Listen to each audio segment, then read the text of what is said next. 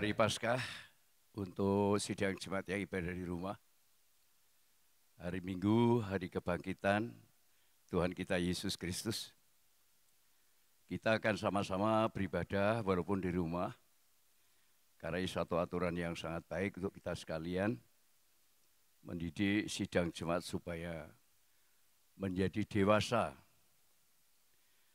Kita sudah mendengarkan firman tentang kematiannya. Nah, sekarang tentang kebangkitannya. Apakah ini benar menurut firman Allah? Saya sangat yakin bahwa ini adalah kebenaran karena tertulis di dalam Alkitab. Bagaimana sejarah kebangkitan daripada Tuhan kita Yesus Kristus? Kita akan baca, namun sebelumnya kita akan berdoa untuk mendengarkan firman Tuhan. Segala puji dan hormat kami haturkan kepada Bapa yang di surga, Allah yang luar biasa, yang memberikan pertolongan kepada orang berdosa. Kamilah orang yang paling banyak dosanya Tuhan.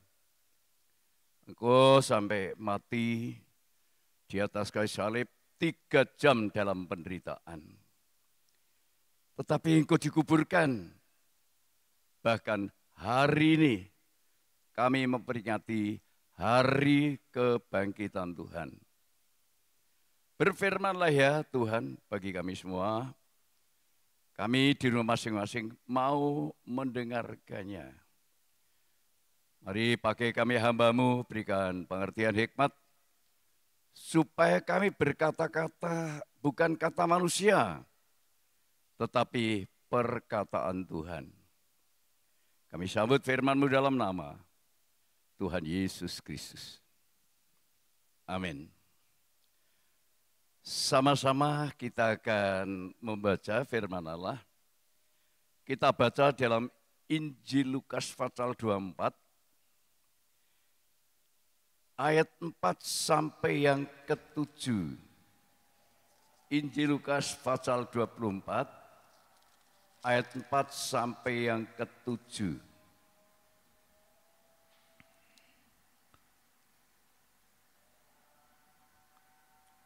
Sementara mereka berdiri termangu-mangu karena hal itu, tiba-tiba ada 2 orang berdiri dekat mereka, memakai pakaian yang berkilau-kilauan. Ya, ini ketika para murid datang ke makam Tuhan Yesus Kristus,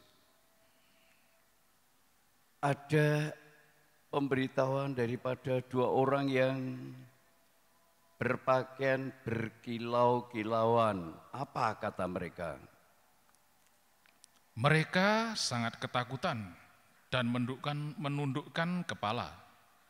Tetapi kedua orang itu berkata kepada mereka. Apa katanya? Mengapa kamu mencari Dia yang hidup di antara orang mati? Mengapa kamu mencari Dia yang hidup di antara orang mati? Ia tidak ada di sini. Ia tidak ada di sini. Ia telah bangkit. Ingatlah apa yang dikatakannya kepada kamu ketika ia masih di Galilea. Ingatlah apa yang dikerjakan oleh Tuhan Yesus ini sudah dikatakan sebelumnya ketika ia masih di Galilea. Ayat 7. Yaitu bahwa anak manusia harus diserahkan ke tengah orang-orang berdosa dan disalibkan dan akan bangkit pada hari yang ketiga. Ya.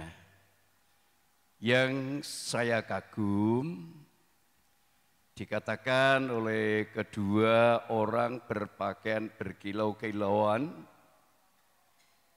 Mereka para murid ketakutan. Mereka menegur, mengapa kamu mencari Dia? Mengapa kamu mencari Yesus yang hidup di antara orang mati? Saya baru menemukan sosok manusia yang hidup di antara orang mati. Padahal dia mati. Dia dikuburkan seperti manusia biasa. Ditutup dengan batu, dijaga oleh para laskar, khawatir nanti jenazahnya dicuri oleh murid-muridnya. Terjadilah kebangkitan, perkara yang dahsyat, gempa bumi, tergulirlah batu, Yesus bangkit, Yesus hidup di antara orang mati, dibuktikan di dalam kubur tidak ada tulang belulang. Kenapa bisa seperti itu? Karena Yesus manusia yang berbeda dengan manusia kita. Manusia kita berasal dari debu tanah yang mudah tergoda oleh dosa. Tetapi Yesus dari roh yang dikandung dan firman yang menjadi manusia. Kematian Yesus berbeda dengan kematian manusia. Kematian manusia karena dosa, tetapi kematian Yesus Kristus karena mau mengasihi, mau menebus dosa-dosa kita. Ini kalau kita bisa mengerti luar biasa. Sangat-sangat mengagumkan bagi yang mengerti. Tidak ada dunia yang seperti Yesus kematiannya. Kita lihat para nabi mati dikubur, termasuk Yusuf yang di Mesir. Dia pesan nanti kalau kembali ke tanah Kanaan, tulang-tulangku ini harus dibawa. Jadi ada tulang. Kenapa Yesus kan ada tulang? Apakah manusia hanya berisi daging? Bukan seperti itu. Tapi seluruh pribadi Yesus bangkit dan naik ke surga. Inilah yang luar biasa. Jadi saudara-saudara perlu memperhatikan apakah kita ini tidak salah mengikut Yesus. Pribadi saya mengatakan tidak salah. Karena apa? Saya mengikut orang hidup, bukan ikut orang mati. Walaupun dia mati berbeda dengan kematian kita, orang berdosa. Kematian Yesus karena orang berdosa, tapi ketika kematian kita karena dosa. Ini perlu dipahami, jangan sampai kita menjadi orang Kristen hanya sekedar beragama, hanya ber-KTP Kristen, tapi tidak semangat mengikut Yesus, mengikut yang hidup, bukan mengikut orang yang mati.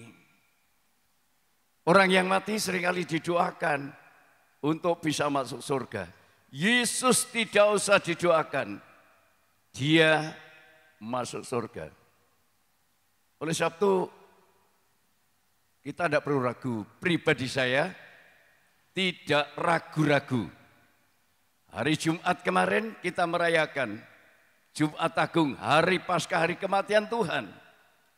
Dan hari Minggu kita merayakan hari kemenangan, hari kebangkitan Tuhan. Yang dia sudah tidak ada di kubur lagi. Tapi dia sudah naik ke surga. Sekarang ditegaskan lagi oleh perkataan Yesus sendiri. Kita baca di dalam Yohanes 11 ayat 25 sampai 27. Yohanes 11 ayat 25 sampai 27. Jawab Yesus, "Akulah kebangkitan dan hidup. Barang siapa percaya kepadaku, ia akan hidup walaupun ia sudah mati. Dan setiap orang yang hidup dan yang percaya kepadaku tidak akan mati selama-lamanya. Percayakah engkau akan hal ini?" Terus jawab Marta, "Ya Tuhan, aku percaya." Ya Tuhan, aku percaya. Bahwa engkaulah Mesias. Engkaulah Mesias. Anak Allah. Anak Allah. Dia yang akan datang ke dalam dunia. Ya, ini sudah dinubuatkan. Yesus sendiri berkata, akulah kebangkitan dan hidup. Maka Yesus dicari di kuburnya tidak ada. Karena Yesus hidup di tengah-tengah orang mati.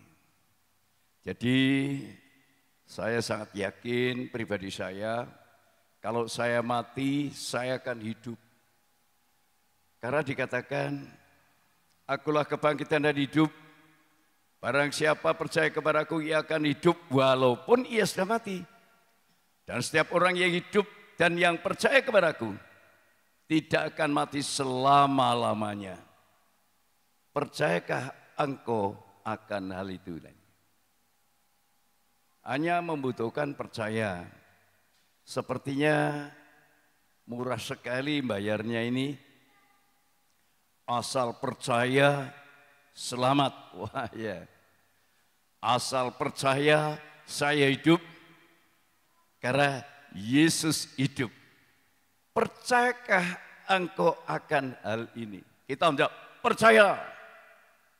Tapi nanti dulu. Karena Yesus bukan hanya yang mati dan bangkit.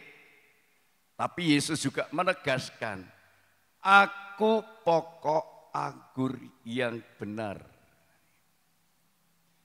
Kamu carang-carangnya, kamu ranting-rantingnya lah nih.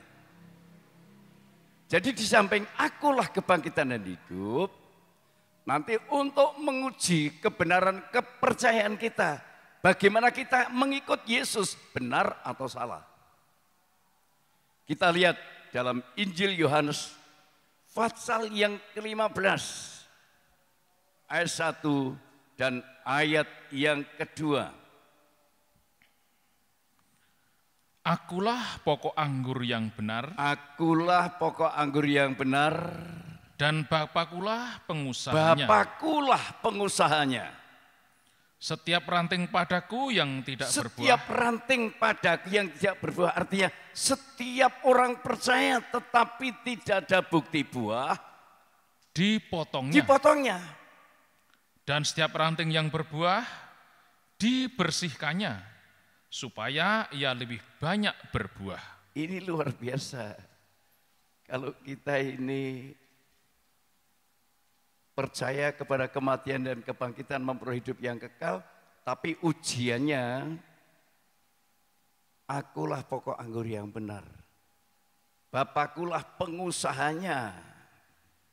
Setiap ranting yang tidak berbuah, orang Kristen, orang yang menempel kepada pokok anggur yang benar tapi tidak berbuah, dipotong. Terpisah dari keselamatan. Terpisah dari hidup kekal. Tetapi yang berbuah dibersihkan. Supaya buahnya makin lebat. Luar biasa, kita perlu koreksi. Apa kita sebagai orang Kristen yang melekat kepada pokok anggur yang benar, yang percaya kepada kebangkitan Tuhan, apakah kita sudah berbuah ini? Bab kalau kita coba berbangga, apa yang kita lihat dalam hidup kita, mungkin kekayaan, mungkin kedudukan, mungkin segala sesuatu yang mewah, belum cukup. Yang menjadi kemauan Tuhan adalah setiap ranting yang melekat kepada pokok anggur yang benar harus mengeluarkan buah kebenaran. Karena dia pokok anggur yang benar. Jadi rantingnya harus mengeluarkan buah yang benar. Kalau tidak mengeluarkan buah yang benar, alias tidak berbuah, dipotong. Berarti terpisah. Terpisah dengan keselamatan. Terpisah dengan Yesus, terpisah dengan keyakinan kita yang semula berapi-api. Aku selamat, ikut Tuhan aku selamat, aku jadi orang Kristen selamat. Tadinya, tapi setelah diperhadapkan kepada Yesus berkata, akulah pokok anggur yang benar. Kamu adalah carang-carangnya, Bapakku pengusahanya. Kalau ranting itu berbuah, dibersihkan. Makin lebat, makin lebat, makin lebat buahnya. Tapi kalau ranting tidak berbuah, dipotong berarti terpisah. Tidak ada pengharapan untuk selamat. Hidup kita tidak menjadi benar di dalam Tuhan karena kita orang-orang yang tidak di dalam kebenaran. Karena Yesus adalah pokok anggur yang benar. Nah, buahnya itu juga benar. Buah yang benar hanya diwujudkan oleh ranting yang melekat kepada Yesus secara benar. Mau dibersihkan, mau dikoreksi dosanya, ya mau dipimpin oleh Tuhan, bukan hidup semaunya sendiri. Seenaknya sendiri seakan-akan, wah saya menjadi orang Kristen, saya sudah menjadi pelayan yang hebat, saya sudah menjadi pendeta mungkin dan lain sebagainya. Seakan-akan berbangga dengan apa yang kita alami sekarang. Tapi setelah diteliti oleh Bapak sebagai pengusaha, ada carang yang tidak berbuah, maka dipotong. Nanti kita akan melihat. Yang dipotong kayak apa? Yang melekat kayak apa? Kita baca dulu dalam Galatia 5 ayat 22 dan seterusnya. Galatia 5 ayat 22 dan seterusnya. Tetapi buah roh ialah kasih, sukacita, damai sejahtera, kesabaran, kemurahan, kebaikan, kesetiaan, kelemah lembutan, penguasaan diri. Tidak ada hukum yang menentang hal-hal itu. Tidak ada hukum yang menentang hal-hal itu. Satu, buah roh. Karena Allah itu roh, bukan daging. Ialah kasih satu. Dua, penuh sukacita. Tiga, penuh damai sejahtera. Empat, kesabaran. Kemurahan. Kebaikan. Kesetiaan. Kelemah lembutan. Penguasaan diri. Tidak ada hukum manapun, negeri manapun yang menentang hal-hal itu. Kalau kita hidup dalam kasih, kalau kita hidup dalam sukacita, kalau kita hidup dalam damai sejahtera, kalau kita hidup dalam kesabaran, kemurahan, kebaikan, kesetiaan, kelemah lembutan, dan penguasaan diri. Terus 24 sampai 26. Barang siapa menjadi milik Kristus Yesus, Barang siapa menjadi milik Kristus Yesus, ia telah menyalibkan daging dengan segala hawa nafsu dan keinginannya. Barang siapa menjadi milik Kristus, carang yang melekat, yang berbuah itu diwujudkan dalam menyalibkan daging dengan segala hawa nafsu yang dan keinginannya. Jikalau kita hidup oleh roh, Tapi jika kita hidup oleh roh yang berbuah tadi, baiklah hidup kita juga dipimpin oleh baiklah roh. hidup kita juga dipimpin oleh roh. Dan janganlah kita gila hormat. Jangan gila hormat. Janganlah kita saling menentang Jangan saling menantang dan saling mendengki. dan saling mendengki. Ini ayo kita periksa dalam diri kita. Apakah sudah ada buah roh? Buah carang yang dibersihkan untuk hidup dalam kasih. Allah itu kasih. Bukan kita membalas jahat dengan jahat. Ya, di dalam Tuhan itu sukacita mungkin. Seperti Yesus dihina, diejek, dijelek-jelekan, tapi bisa menerima, bisa mendoakan yang mengejek, yang mengolok, bisa bersukacita, puji Tuhan, terima kasih Tuhan, damai sejahtera. Wah, menghadapi corona ya, yang tahu damai sejahtera dan tidak adalah pribadi saudara. Kekhawatiran, ketakutan, kebingungan, atau tetap dikuasai oleh damai sejahtera. Kalau kita hidup dalam Yesus, Yesus memberikan damai sejahtera. Kita harus berusaha tetap bisa menerima apa saja. Kegoncangan yang terjadi, yang diizinkan Tuhan, semua baik. Di antaranya kita lihat, kita tidak boleh berjabatan tangan. kita tidak boleh bersentuhan. Jarak kita harus 1 meter, 2 meter. Kenapa seperti itu? Sejarah manusia dosa itu bersentuhan dengan yang dilarang Tuhan. Yaitu Hawa menyentuh buah pohon pengetahuan baik dan jahat. Itu sejarah.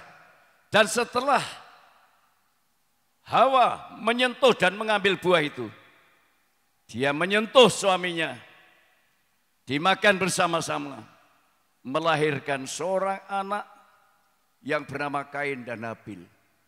Mereka bermusuhan. Inilah arti dosa. Manusia sulit berbuat baik. Termasuk diantaranya, jika kita hidup oleh roh, baiklah hidup kita juga dipimpin oleh roh. Jangan gila hormat. Janganlah kita saling menantang dan saling mendengki. Sekarang itu yang berbuah. Sekarang yang tidak berbuah kayak apa wujudnya? Kristen tidak berbuah.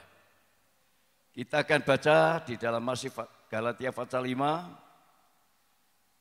ayat 18 sampai 21.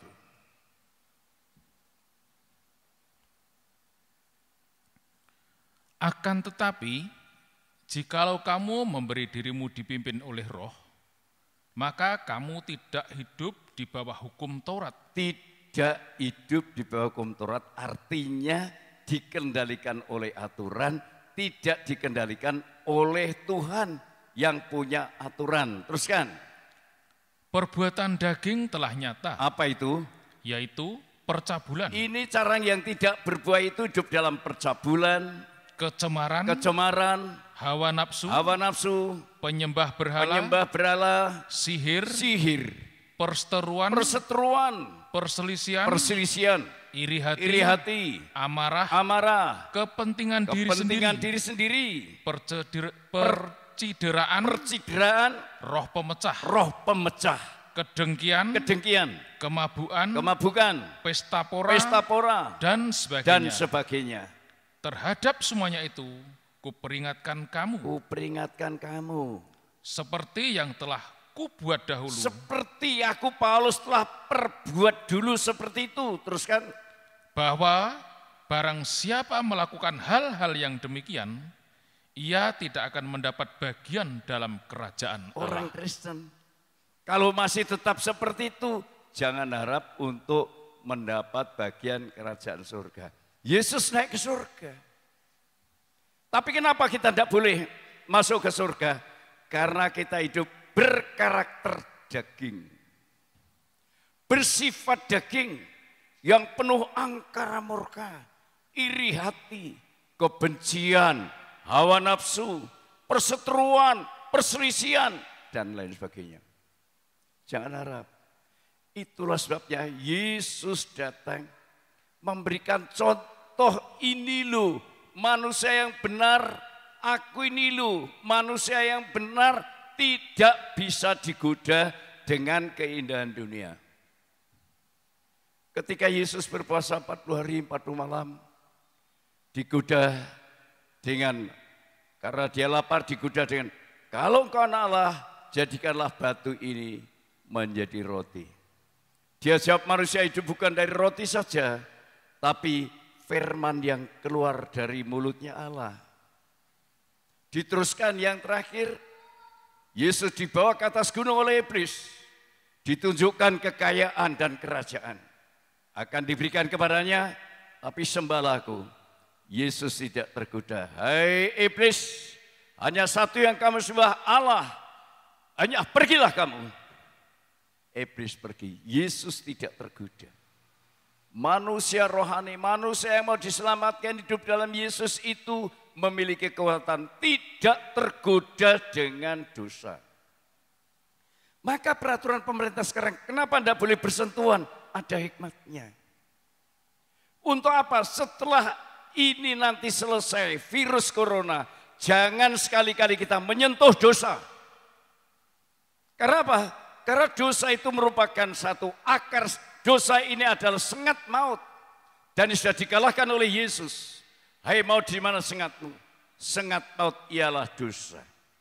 Kalau kita mendapatkan kekuatan oleh Yesus Kristus, kita ada kemampuan hidup suci. Seperti Yesus. Tapi kalau tidak bisa, saudara. Itulah sebabnya kita tidak boleh main-main jadi orang Kristen.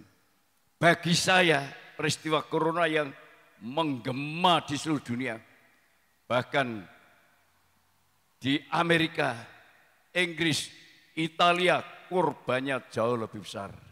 Kalau bicara itu daerah mayoritas Kristen, kenapa seakan-akan Tuhan tidak mau menolong? Oh, Tuhan tidak peduli. Tuhan tidak melihat siapapun. Hanya orang-orang yang sungguh-sungguh melekat kepada Dia. Ada bukti buah. Itulah yang Tuhan kehendaki. Mari kita buktikan ya saudara. Kita akan baca di dalam Matius 7 ayat 22 sampai 23. Matius 7 ayat 22 sampai 23.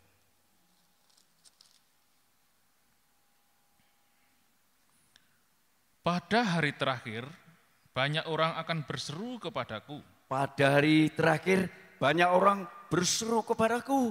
Tuhan, Tuhan, Tuhan. Ya. Bukankah kami bernubuat demi nama-Mu? Aku sudah bernubuat demi nama-Mu. Dan mengusir setan demi nama-Mu. Mengusir setan demi nama-Mu. Dan mengadakan banyak mujizat demi nama-Mu juga. Mengadakan mujizat demi nama-Mu. Pada waktu itulah aku akan berterus terang pada mereka. Dan berkata, apa? Aku tidak pernah mengenal kamu. Aku tidak pernah mengenal kamu. Enyahlah daripadaku. Kamu sekalian pembuat kejahatan. Kalau orang Kristen tetap berbuat jahat, tetap hidup mengikuti hawa nafsu, tidak melekat kepada Yesus yang adalah benar. Yesus adalah kudus. Buahnya apa? Buah roh. Tadi dijelaskan. Kenyataannya orang Kristen ada dua macam. Yang satu sembrono, tidak menghormati kebenaran Tuhan, akhirnya dipotong, ditolak. Pada waktu itulah aku akan berterus terang kepada mereka dan berkata, aku tidak pernah mengenal kamu, nyahlah daripadaku, kamu sekalian pembuat kejahatan. Sudah mengusir setan, sudah mengadakan tanda mujizat, menyembuhkan orang sakit, sudah segala sesuatu dilakukan demi nama Yesus. Tetapi tidak berubah dari perilaku manusiawi yang penuh noda, cacat dan salah. Jangan harap diterima bisa naik ke surga bersama-sama dengan Yesus. Yang bisa naik ke surga bersama-sama Yesus hanyalah orang yang melekat, yang hidup dipimpin oleh Tuhan, yang hidup dipimpin oleh Roh hingga menuju kepada kesucian. Wah, itu yang saya rindukan, saudara. Kayak apa hidup suci? Tidak dikuasai oleh hawa nafsu, angkara murka. Ini suatu yang saya rindukan. Karena apa? Itu pasti tercapai. Saya pasti memperolehnya. Karena apa? Saya yakin hidup saya sudah diberi kemenangan oleh Yesus, Tuhan yang saya sembah. Satu kali kelak aku akan mencapai kepada apa yang dikehendaki oleh Allah. Supaya hidup ini menjadi kudus seperti Dia. Tidak tergoda oleh dosa. Tidak menyentuh dosa. Dosa kejahatan bermacam-macam. Ya, bermacam-macam saudara. Bisa dosa itu tidak jujur. Tidak jujur dengan istri. Tidak jujur tentang keuangan. Tidak jujur tentang itu dosa. Kalau itu kita di dalam Tuhan melekat, mau dibersihkan lewat firman-Nya, luar biasa. Kalau mau dibersihkan lewat firman-Nya, kita akan menjadi kudus. Ayo kita baca 1 Petrus 1 ayat 14 sampai 16. 1 Petrus 1 ayat 14 sampai 16. Hiduplah sebagai anak-anak yang taat dan jangan turuti hawa nafsu yang menguasai kamu pada waktu kebodohanmu. Hiduplah sebagai anak-anak yang taat dan jangan turuti hawa nafsu yang menguasai kamu pada waktu kebodohanmu. Kebodohan itu adalah mengikuti hawa nafsu, mengikuti angkara murka, menjadi orang membiarkan dirinya tetap dalam dosa. Ini bodoh, teruskan. Tetapi hendaklah kamu menjadi kudus. Tetapi hendaklah kamu menjadi kudus di dalam seluruh hidupmu. Seluruh hidupmu dari telapak kaki sampai batok kepala. Menjadi kudus seluruh hidupmu. Seperti siapa? Sama seperti Dia yang kudus. Seperti sama Yesus. Yang telah memanggil kamu. Ya, seperti Yesus yang kudus yang telah memanggil kamu. Sebab ada tertulis. Apa katanya? Kuduslah kamu, sebab aku kudus. Jadi Yesus datang ke dalam dunia bukan dari hawa nafsu daging, bukan dilahirkan oleh kehendak laki dan perempuan.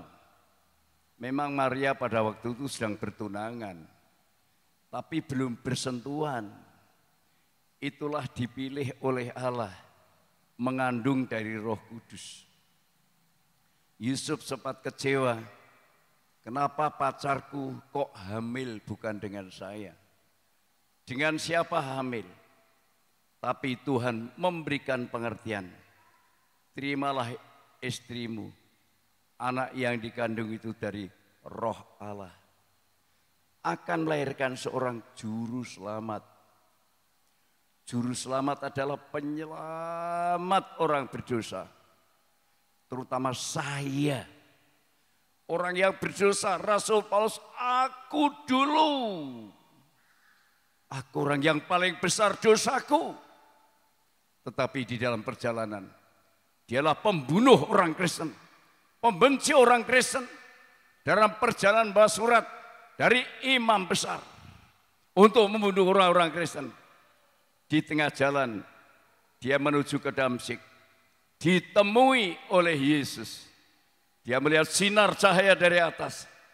Dengan suara, Saulus, Saulus, kenapa kau aniayakan aku? Saulus bertanya, siapakah engkau Tuhan? Aku Yesus yang engkau aniayakan. Ini Paulus.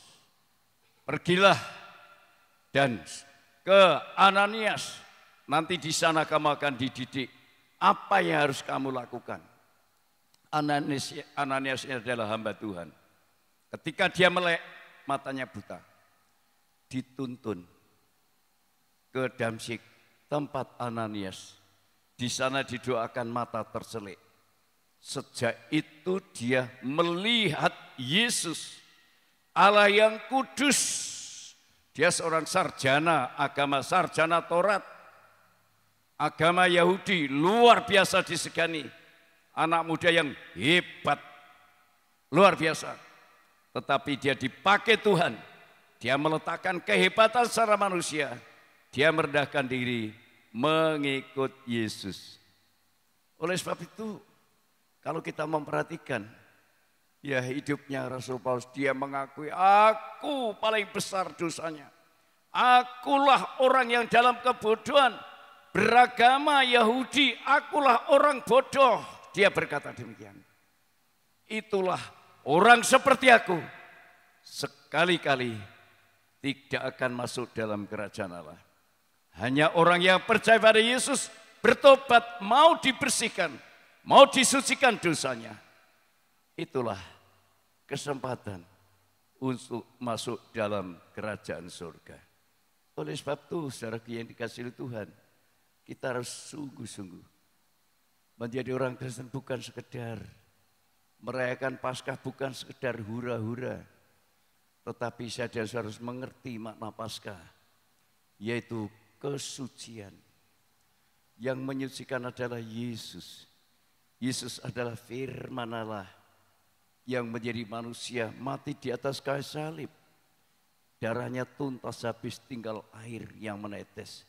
Dia berteriak, Eloi, Eloi, lama sabatani. kenapa kau tinggalkan aku Bapa? Kalau kita bisa kudus, kita bisa taat kepada firman. Tapi kalau kita orang Kristen penuh dosa, sulit mentaati firman. Kita baca Yohanes 17 ayat yang ke-17.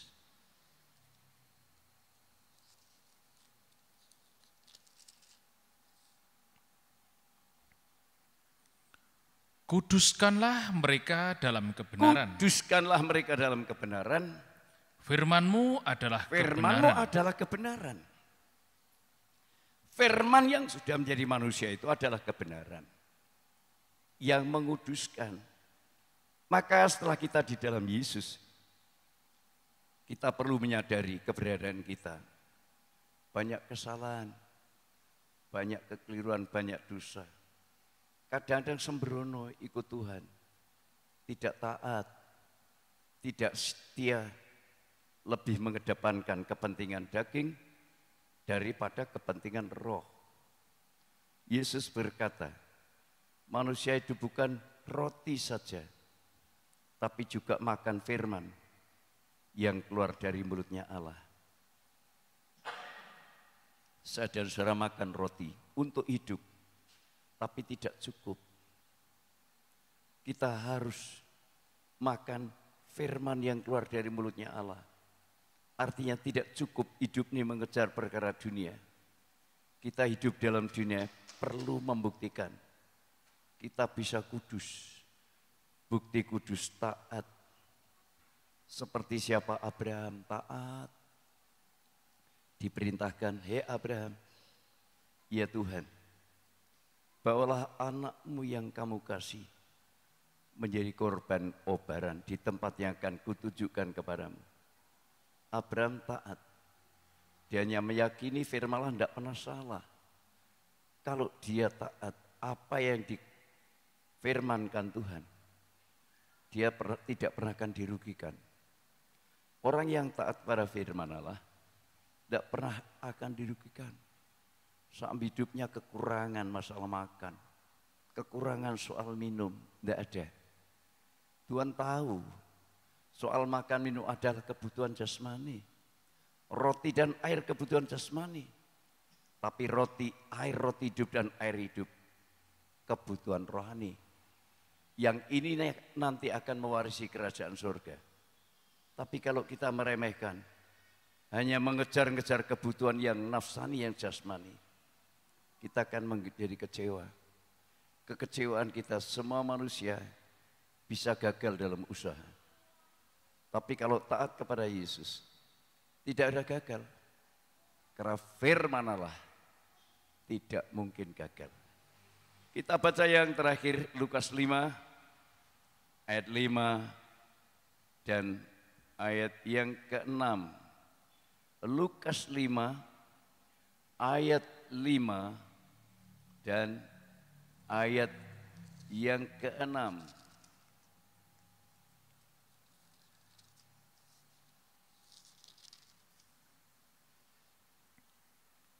Simon menjawab, Guru, telah sepanjang malam kami bekerja keras dan kami tidak menangkap apa-apa. Tetapi karena engkau menyuruhnya, aku akan menebarkan jala juga. Ya. Simon menjawab, Guru, telah sepanjang malam, dia ahli penjala. Kami bekerja keras dan kami tidak menangkap apa-apa, artinya gagal. Tetapi karena engkau menyuruhnya, aku akan menebarkan jala juga. Dan setelah mereka melakukannya, mereka menangkap sejumlah besar ikan, sehingga jala mereka mulai koyak. Seorang pendeta bisa gagal, seorang penginjil bisa gagal, tetapi firman Allah tidak gagal. Petrus ahli menjala ikan, menangkap ikan, tapi semalam-malaman tidak mendapat apa-apa. Lantas diperintahkan oleh Yesus, tebarkan jalanmu. Petrus berkata, Guru, Setelah sepanjang malam kami bekerja keras dan kami tidak menangkap apa-apa. Tapi karena Engkau yang menyuruhnya, aku akan menebarkan jala juga. Petrus menebarkan jala dan jala itu penuh sampai terkoyak. Ini kalau kita taat pada firman, tidak akan mengalami satu kegagalan dalam hidup. Kegagalan itu karena kita menentang firman Allah. Petrus menjala, jadikan penjala manusia. Sekali khotbah 3.000 orang bertobat. Tapi masih bisa. Mereka hanya percaya. Tapi tadi dikatakan jala terkoyak. Banyak ikan yang terlepas kembali. Orang Kristen yang sudah dijala oleh Injil keselamatan harus digembalakan. Bukan sekedar menjadi orang Kristen. Maka Petrus dipilih oleh Tuhan.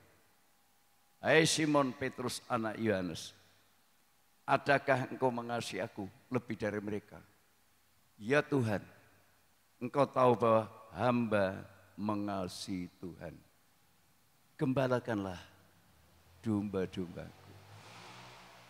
Domba yang digembalakan ini nanti akan membuktikan bisa memberi. Tapi kambing-kambing tidak bisa memberi. Domba yang digembalakan bagaikan carang yang melekat, dibersihkan dan berbuah banyak. Domba-domba ini yang bisa memberi. Tapi kambing-kambing tidak bisa memberi. Ketika aku lapar, kamu memberi aku makan. Ketika aku haus, kamu memberi minum. Ketika aku sakit, kamu menengok aku. Dan seterusnya. Itulah domba. Dia di sebelah kanan, itulah gambaran kehidupan. Kalau kita orang Kristen itu tidak liar, mau digembalakan. Masuk dalam penggembalaan Tuhan. Seorang gembala yang benar-benar dipilih oleh Tuhan. Dan ternyata domba-dombanya taat. Mengikuti apa yang diajarkan oleh gembala kepada sidang jemaat. Gembala itu bukan asal ngomong. Gembala itu rela disucikan, dibersihkan. Bagaimana aku akan membersihkan orang lain kalau aku sendiri dalam hati yang kotor? Bagaimana aku mengajar orang berbuat baik kalau aku sendiri hidup dalam kejahatan? Oleh sebab itu kita memperingati hari kebangkitan Tuhan. Hari ini hari yang kita menang. Menang dengan siapa? Menang dengan dosa. Menang dengan hawa nafsu. Menang dengan angkara murka, iri hati, mudah sakit hati, mudah tersinggung, mudah berbuat salah dan seterusnya. Tetapi Tuhan akan menolong saja dan saudara. Kita rela dipimpin oleh Tuhan. Roh Kudus memimpin kita menuju kepada seluruh kebenaran. Firman-Nya ada kebenaran yang akan menguduskan saya dan saudara. Supaya kita mengikut Tuhan tidak sia-sia pada hari kebangkitan yang tidak bisa beribadah bersama-sama hanya lewat streaming. Mari saudara-saudara yang di rumah semua dengan sungguh-sungguh memperhatikan firman Allah, memperhatikan didikan Tuhan, supaya kita tidak membiarkan hidup tetap di dalam dosa. Kita menundukkan kepala, yang ibadah di rumah, kita akan berdoa kepada Tuhan. Bapa Surgawi, Allah yang maha besar, Allah yang luar biasa, Engkau sudah wujudkan pribadimu di dalam dunia. Allah itu adalah roh dan kebenaran. Roh yang dikandung oleh Maria. Kebenaran firman yang sudah mewujudkan menjadi manusia. Inilah Yesus Kristus yang dikatakan Mesias, Anak Allah yang hidup, yang akan datang ke dalam dunia, menggenapkan hukum Taurat. Tidak ada seorang pun yang dibenarkan oleh karena melakukan Taurat. Masih banyak kekurangan, masih banyak kelemahan. Tapi Yesus tidak ada cacat, tidak ada celah. Jika kami Tuhan mendambakan hidup diselamatkan oleh Tuhan, hidup masuk surga, kami tentu rela disucikan, rela dibersihkan, rela dididik, rela dibimbing oleh Tuhan menuju kepada kerajaan surga. Tuhan, kami berdoa untuk peristiwa yang sangat menakutkan, menggemparkan dunia, yaitu virus corona yang sudah menelan banyak jiwa. Berita luar biasa, karena sampai saat ini dikabarkan belum ada obatnya. Kami berdoa untuk Bapak Jokowi, Presiden RI, Bapak Ma'ruf Amin, Wakil Presiden, para anggota DPR Pusat, juga para hakim, para menteri semuanya, berikan hikmat supaya memelihara tubuh jasmani kami ini. Karena kami punya dua tubuh jasmani, jadi tanggung jawabnya pemerintah. Tetapi tubuh rohani menjadi tanggung jawabnya Tuhan. Oleh sebab itu Bapak, berikan kesehatan, kekuatan, hikmat kepada pemimpin kami, supaya menyelamatkan bangsa Indonesia ini. Secepatnya virus corona dengan cara pun apapun, hikmat dari Tuhan, hingga secepatnya berhenti. Dan setelah itu kami jangan main-main lagi dengan dosa. Jangan menyentuh dosa, tapi kami menjauhi dosa. Jemaat-Mu yang di rumah, Engkau berkati ya Tuhan. Lewat firman-Mu nih, jemaat jangan main-main sekedar menjadi orang Kristen. Melekat tapi tanpa buah. Melampiaskan hawa nafsu daging, angkara murka, perbuatan dosa dibiarkan. Tidak mungkin diterima oleh Tuhan. Hanya orang yang mau dibersihkan, mau disucikan oleh Tuhan. Supaya taat pada firman Allah, itulah yang dipersiapkan untuk masuk dalam kerajaan surga. Mengucapkan syukur, terima kasih. Desa kami Kali Putih, kecamatan kami Sedawerto, Kabupaten Wonosobo, Provinsi Jawa Tengah, negara Indonesia, bebaskan dari corona. Secepatnya Tuhan, ada obat untuk membasminya. Terima kasih. Inilah doa kami selesai ibadah. Dalam nama Tuhan Yesus Kristus kami berdoa. Haleluya. Amin. Saudara-saudaraku yang dikasihi oleh Tuhan, kiranya berkat damai sejahtera dari Allah Bapa, cinta kasih sayang dan kemurahan Sang Putra dan persekutuan Allah Roh Kudus menyertai, melindungi, menjaga saudara di rumah, bahkan memberkati saudara. Apa yang menjadi keperluanmu Tuhan menyediakan. Terima kasih. Dalam nama Tuhan Yesus Kristus kami berdoa.